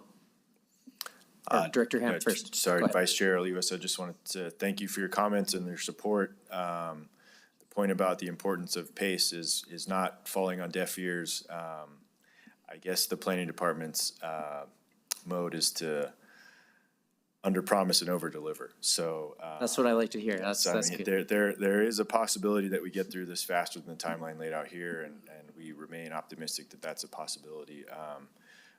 Really, the important part of this is just listening to the community, as you all have stated. So just so forcefully in your comments, and I think that's so important. And community, that's an all-encompassing term. It's not just folks that reside down there. It's all property owners that we serve in this community, in this region. So we just want to express my thanks for the support, and we look forward to taking on this mission. Commissioner Barboa. Thank you, Chair. Thank you, Dr. Ham. I had a question. So what is the process for developing a sector plan, like, is that written? Like, is there requirements about how, and you reach out and make sure stakeholders are? Vice Chair Olivas, Commissioner Barboa, so sector plans authority are born out of this county zoning code. There's actually a specific section of that addresses sector development zones. It's akin to I'm gonna grossly oversimplify this, but it's a massive request for an amendment to the zone map. And as part of that process is a robust public notice, public outreach, public comment process. And so the way that this will work is that we will go out to the community in sort of a grassroots effort, open houses, discussions, comment periods, just really try to sort of refine the goals of the community, and then distill that into a policy document that we then start to socialize with internal county departments, relevant agencies at the state, local, and federal level to get their input. And then once we feel comfortable with that, we'll start to enter that into the county's formal planning process. So the County Planning Commission, they're the first stop on that show. And they undertake this, in my experience, very seriously. They do allow for another opportunity for a lot of public input and public feedback. And then once we get a recommendation out of that level of decision-making, we'll bring it to your all's doorstep for your consideration and for your input. So, you know, I think the foundation of the question is, like, is the community involved in this? And by default, and we lean into that more than we are required by our statutory obligation. We find that we have good ideas, I think, but we maybe don't have the best ideas until we get the community's take on things. So we really lean into that, and we look forward to working through that process. Thank you so much. I'd love to just follow up and get the definition of robust. We don't have to do that today. I just want to ensure that sometimes, and a few times, not from your department or anything, but have seen that we haven't had great attendance at some of our public input meetings. Sure. And I know we can send out notices, but I'm always reminded, one time I was in a meeting, this was years ago, and they were talking about transportation, and the people that were talking about the bus, the city bus, were saying that, oh, well, we put notices in the newspaper, and that's how long ago. But, we have the bus right there. We could just talk to the people on the bus. So I just want to make sure that, or if I can help and do good outreach. Vice Chair Olivas, Commissioner Barboa, I appreciate the sentiment and the concern. I'll use our comp plan process as an example. We had a number of public meetings in all of your districts because that was countywide. But this one, we're gonna convene a number of public meetings in this area. Ms. Lopez, the county's planning manager, is here tonight. Her team, I've seen it myself. They sit in a group and they call county citizens and stakeholders and they let them know about meetings and they court their input. I mean, we go out of our way to make sure that folks are involved in this. And that will not change with this effort at all. Thank you. Commissioner Benson? Yeah, Mr. Ham, actually, the last three, I think, Mr. Lopez, Brian Lopez in the back, have been to several of those in District 4. We've had public meetings and they've had attendance between 50 and 100 at each one. It's been good, but even then, I still have people complaining that there wasn't enough notice. So I think all of the above. I think newspaper is still readily used. People are reading all those notices, social media, letters, direct mail. So I encourage you make it as transparent as possible. We had the builder or the developer give public comment tonight. And so I just encourage the whole process to be as transparent as we can do. And your team is just tops. So I'm not worried about your professionalism and the end result. But I think it's very important that we make it transparent to the communities, that all stakeholders are heard, and that it's open to the public, all communication. Sure. Vice Chair, Commissioner Benson, again, point well taken, and we take that part of this very seriously. That's really where this all starts, is to get the community's input. And you can count on the fact that the planning department will be hounding them to participate in the most polite sense of that term. And just given PDS's work, notice is a big part of the legal requirement for the things that we do. And as a consequence of that, we've got sort of a well-oiled machine around that, and we will make sure to deploy that here. Great. Anything further on this item, Commissioner? No. All right, so this item is just for discussion. I believe we'll see this again at our next meeting for further action, but really appreciate it, Director Ham. Commissioners, thank you. Thank you to my colleague for sponsoring this. So we have one more discussion item here. Item B are a proposal for a Bernalillo County Environmental Health section. And again, it's Commissioner Quesada and myself. So Commissioner, I'll let you take the lead here if you want. Okay, thank you, Mr. Vice Chair. You know, we used to have an environmental health department, and so somehow, some way in the mix, it got kind of dissolved and pushed aside. And I think this also kind of ties into what we believe is happening in Mountain View, in the Mountain View area. I too agree that you know, we need asphalt and concrete plants and auto salvage yards, and and I believe that we do. But I think more about, how do we keep these people in compliance and how do we do enforcement? That's something that the Air Quality Control Board does not do. They're more reactive, so you have to call them and say, hey, I seen this or I seen that. Instead of us being proactive, I think a department of our own would be a lot more proactive, making sure that, these industries that do exist there, we need them. Like we stated earlier, we both stated that we need them, but we got to make sure that they're in compliance and that there's a mechanism for enforcement, and we just don't have that at this point. And then that kind of brings our responsibility as Bernalillo County, and this is countywide. I'm using them as an example, but I'm sure everybody has some kind of industry in their district that we got to make sure that everybody is doing what they're supposed to be doing, especially when it comes to the EPA. When we're talking, it's not always just about air, it's about ground, water, all the things that are very important to all of us as county commissioners. And we just got to make sure that everybody's doing it right. And I use my district as an example because there's just so much there.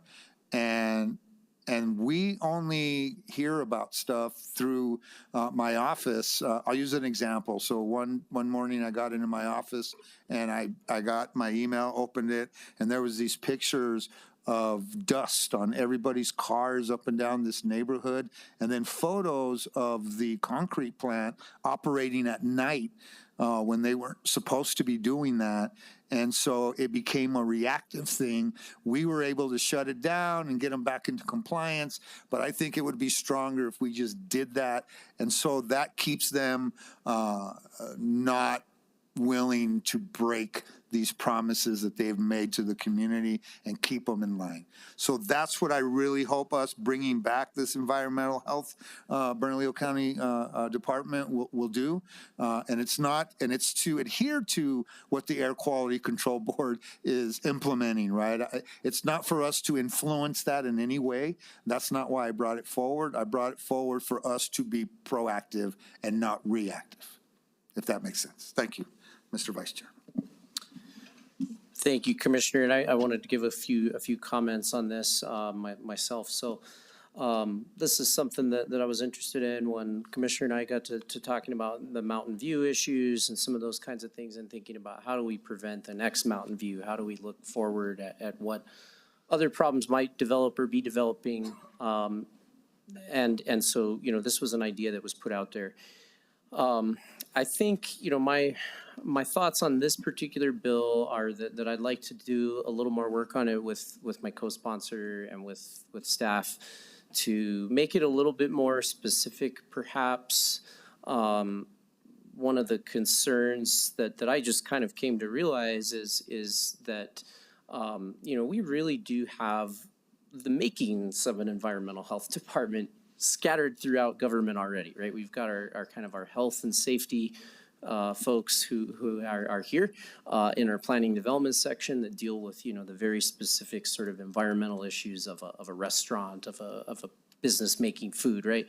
And then we've got our amazing group at Natural Resources, which is housed within Technical Services, that deals with issues of, water quality and, soil, groundwater contamination, things like that, with primarily septic tanks, things like that. And so we have these kind of areas that are already doing their own pieces. And then per our ordinance with the city, our joint air quality ordinance, we have given the authority to provide those sort of administrative regulatory services to the city. That's what the ordinance says, that the city shall staff the environmental health department. And so, there's that issue too. So I support this in the sense that I think we've got to do more, as Commissioner said, more enforcement, right? We've got to figure out how to get ahead of the curve here instead of being purely reactive and, looking back at problems that we probably could have or should have solved, 20, 30 years ago. Having more regulators, more enforcers, I know that sometimes that's a bad word, but, at the end of the day, that's the bargain that we set forth. That's the whole deal with government, right? We're here to provide those checks and balances, to provide those services that no one else will. And one of those is, regulating the basic public goods, air, water, soil, those kinds of things.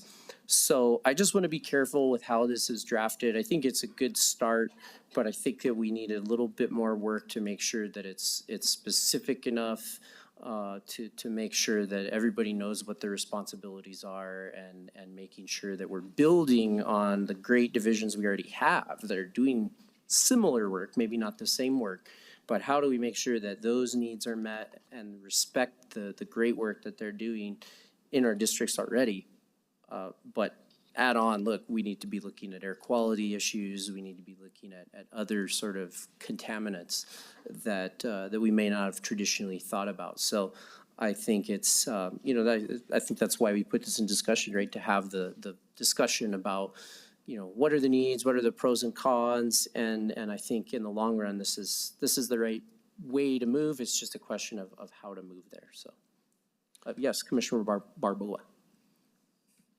Thank you, Chair. And thank you both, Commissioner Quesada and Vice Chair Olivas, for bringing this item. I think this is so important. And I think the compliance piece is hugely important. Oftentimes I say, government or policymakers drive me crazy because sometimes we could write policies and they are in a book somewhere, but we don't ever see often how they're implemented or see how we're then holding them to compliance.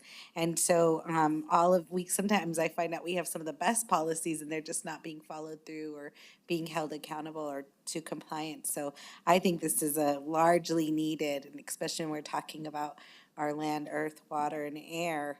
I don't, I would love to also know that this is thinking about, I think sometimes, or at least what I've heard tonight, seems like we're talking about maintaining the compliance is needed. Let's get that part. But we're also talking about sort of maintaining a status quo. And I'd like to see us thinking about what are we being proactive working on when we're thinking about the big environmental impacts that are coming our way in all those areas, and how can we continue to be proactive and even visionary in what we can do for the county, for our communities, knowing we are facing great changes in our climate and our environment. And so I just want to say, I always brag about that I live in the house I grew up in and got to raise my kids in. Only 7 years of my life did I not live in that house, and 3 of them were in the South Valley. And my daughter was in middle school at the time, and those 3 years that we lived there, she got asthma. She would break out in hives regularly. And I thought it was just something she was going through. We took her doctor for eczema. She went to she got asthma inhalers. As soon as we moved back home out of the valley, she no longer experienced those. And so I'm not trying to start conspiracy here, right? But our South Valley, our beloved right there, I lived right next to the ditch, right next to the river. And we got to protect our families living along in those areas. We know that those are super fun sites along the South Valley, and that's super fun. I learned as a young person myself that means there's no amount of money we could put to fix up those sites. So we have to really make sure that we're not adding and that we're holding compliant. So just want to thank you guys, and hopefully make sure we add some of those pieces about how we actually protect and regain some of the health in our environment there in the South Valley and along the Rio Grande. Thank you, Commissioner. Commissioner Benson? Yeah, thank you, Mr. Vice Chair. And this question goes to you or Commissioner Quesada. So I agree. I think we do need an environmental health department. But I do question, though, there's several references to the Air Quality Board, and that concerns me. I mean, obviously, it's a broken entity made through the legislative process through the City Council, which now we are suing the City of Albuquerque for their decision, which I think they should have been able to make. So I worry about this being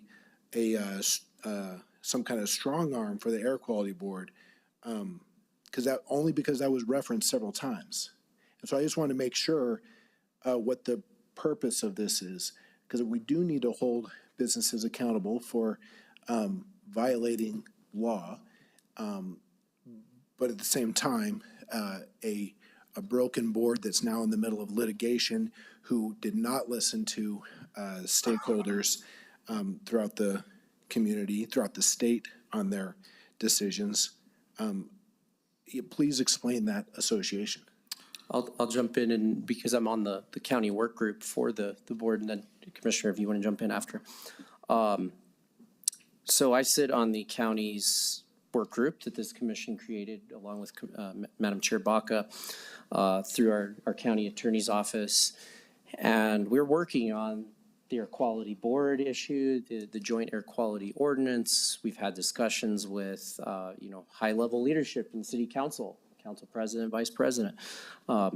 We've met with the environmental health department, executive level staff. And so we're continuing to build that out and build that up. And that is one of my concerns with this, is making sure that we don't run afoul of that ordinance that I think we've been very protective of. You may not agree with me, but I think that this board has taken a very protective approach, that is a joint air quality board, and any kinds of changes need to be joint decisions. And so, that's why we're in the middle of litigation with the cities, because it wasn't a joint decision. And so I don't want us to end up in a situation where somehow the county makes a change in its environmental health regulator, and now all of a sudden we're on the opposite end of that. That's one concern that I want to make sure we're very cognizant of and that we're working with. And I think this is not intended to in any way be a new air quality board or a new vehicle of that division. I think this is really talking about making sure that we have independent data, independent regulation. And like I was saying, we already have so many areas, like in our technical services division, where we're doing similar work, that it just makes sense to make sure that we're staffing that appropriately, making sure that there's enforcement and, exactly what that looks like, what that's called, how that's organized. That's kind of a question for another day. But I don't know if that answers your question. Commissioner Quesada, if you want to. Yeah, Mr. Vice Chair, Commissioner Benson. The reason why I bring up the Air Quality Control Board on my aspect of what I'm trying to do is because, sometimes things go through the Air Quality Control Board, and so it's kind of it'll go through us, and there's a checks and balances. I'll use an example. They approved an asphalt plant in my district. The Air Quality Control Board approved it, and I'm like, I'm in the Mountain View area, and I'm going, you can't do that. And if it wasn't that we caught it and staff caught it, we were able to squash it because it wasn't zoned properly. So I think that, we have to make sure that there's other processes that we go through to make sure things like that don't happen on one side or the other. I'm not really in a position at this point to totally comment on the Air Quality Control Board. We'll let the courts and everybody decide how that goes. But I did stand strong that we should be involved if there's going to be any kind of change or any kind of things that we're going to do moving forward with air quality. Since it's a joint agreement, that was the reason why I agreed to saying yes. You can't just leave us out. And I watched the city council meetings, and I heard city councilors saying, well, who cares about what the county does? We're in control of this. And it's not true. It's a joint board. And I think that's where that got caught up in the weeds, where I'm like, look, I may have problems with some of the stuff that they're moving forward when it comes to how that's going to affect economic development and me building a hospital and things that I think are really important to my community. So I don't 100% agree with it. But what I'm saying is that discussion should be with both of us, because as we appoint people to that board, I heard people come up for public comment here talking about, well, as the Air Quality Control Board, we're hearing these people and we're hearing this. And they kept using the word, I hear, we hear. But government is different, right? I think there's a big difference between saying I'm being heard and actually having a voice on a board. That's why we run for office. We run for our constituents, so we can come up here and be that voice. So we hear people all day. We've heard the firefighters ask for raises. We're hearing them, but there's a distinct difference between, in my opinion, so this is just my opinion, of hearing somebody and actually having a voice. And I felt that the industry and the people who were resisting against the Air Quality Control Board didn't necessarily have a voice on that. And when we appointed, I think we all remember, I tried to appoint somebody that would actually give them a voice so we wouldn't be in this conundrum now. And we did not give them that voice. We just said, no, we have experts in all these fields and we're comfortable with them. And and I'm not blaming anybody, but that's why we are here where we are now, because they did not feel like they had a voice. So that's my response to you, Commissioner. I hope that answers your question or kind of gives you a sense of where I'm coming from. Okay, thank you. Yeah, I did. I seconded your appointment to that Air Quality Board, but it didn't pass. But I do want to say, I listened to those meetings also, and the city didn't say we don't care about Bernalillo County. They said we don't care about Bernalillo County's appointments because we are autonomous in our own appointment. And what they did was they voted to remove their own appointments because those aren't permanent positions, they were appointments, which is the authority that they had, which is what we're suing them for exercising, just to clarify. Yeah, well, then it dissolves the board though, so it does kind of affect our appointments. affects us. Because it does dissolve the board because now they don't have. Temporarily, but now it's, Temporarily. because of the lawsuit, it Yeah. is now permanently dissolved until we can come up with a solution. I know. And I Because think that we've we're in a stopped bad them in their place. tracks. I believe we're in a bad place. I agree with you. Actually, I'll correct the record there. Because of the lawsuit, there's now an injunction and the board is operating again, and we do have an air quality regulator. However, you want to decide if you think that's effective or not. But the board is functioning because of the intervention of the board itself and the county on behalf of the board. So, and to be clear, there have been city council meetings where counselors, I won't name who, have said, I'm not going to let the county tell us what to do. The county shouldn't be having veto authority over what we say, and that has never been the opinion or the position of this board, but it's been, this is a joint board. And we need to negotiate these things, we need to talk about these things and, reach mutually acceptable agreements before we go into something and say, it's my call. That's, in a joint situation, that's not the way it works. And so, anyway, I think we're getting far off topic here in regards to the environmental health section. But did you have anything else you wanted to add, Commissioner? I do, but I won't. Thank you. Okay. Thank you. Anything further on this? So as I said, I think there's probably a little more to do here, but really want to appreciate Commissioner Quesada and the staff for taking a stab at this and getting these into draft form so that we could have an informed discussion tonight. So with that takes us to item 12, announcement of our next meetings. Tuesday, March 19th, 2024, we will have a special zoning meeting where we'll be talking about our comprehensive plan, the current draft of, at 3 p.m. here in the council chambers, commission chambers. And then that same day, March 19th, we will have our administrative meeting at 5 p.m. right here in the chambers. So with no other business, this meeting is adjourned.